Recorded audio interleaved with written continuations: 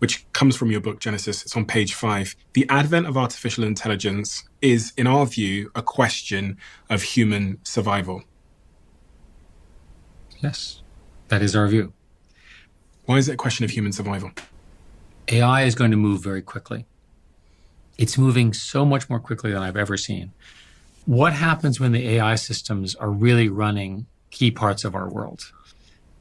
What happens when AI is making the decision? My simple example, you have a car, which is AI controlled, and you have an emergency or a lady's about to give birth or something like that, and they get in the car and there's no override switch because the system is optimized around the whole as opposed to his or her emergency.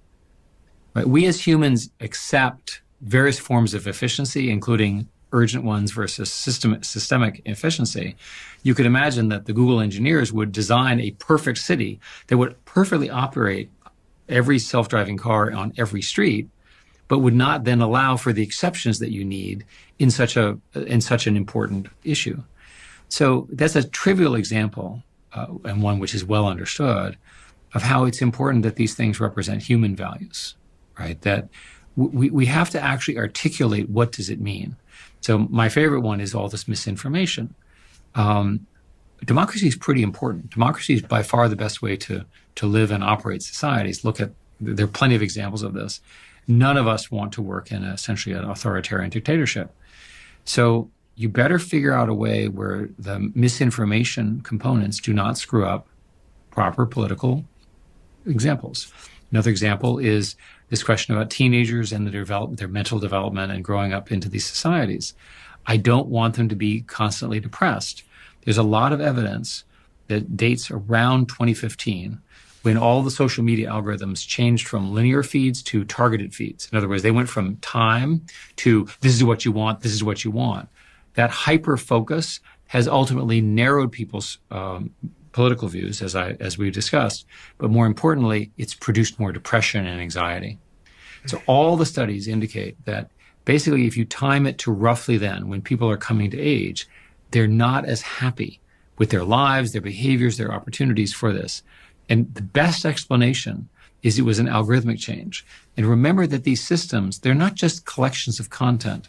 They are algorithmically deciding, the algorithm decides what the outcome is for humans. We have to manage that. What we say in many different ways in the book is that you have sort of a choice of whether the algorithms will advance. That's not a question. The question is, are we advancing with it and do we have control over it? There are so many examples where you could imagine an AI system could do something more efficiently, but at what cost, right? I should mention that there's this discussion about something called AGI, artificial general intelligence. And there's this discussion in the press among many people that AGI occurs on a particular day, right? And this is sort of a popular concept that on a particular day, 5 years from now or 10 years from now, this thing will occur. And all of a sudden, we're going to have a computer that's just like us, but even quicker. That's unlikely to be the path. Much more likely are these waves of innovation in every field. Better psychologists, better writers. You see this with ChatGPT already. Better scientists. There's a notion of an AI scientist that's working with the AI real scientist to accelerate the development of more AI science. People believe all of this will come, but it has to be under human control. Do you think it will be? I do.